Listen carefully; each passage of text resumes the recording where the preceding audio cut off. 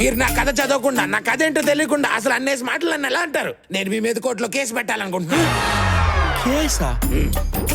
ఏం కేసు పెడతావు? నా మనోభావాలు దెబ్బతిన్నాయని. నీ మనోభావాలు దెబ్బతిన్నాయా?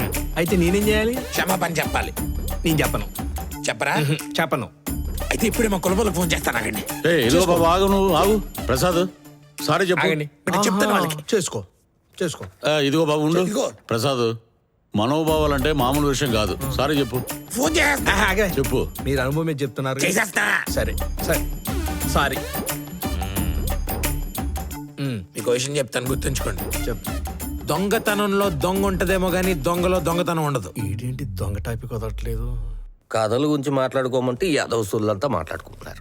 ఛే, ఏదో ఒకటి చేసి మన కథ ఒకే చేయించుకుని ఆ 10 లక్షలు గెలిచి లైఫ్ లో సెట్ అయిపోలప్ప. వీళ్ళందరితో నాకదే గొప్పదని ఎలా చెప్పించాలి?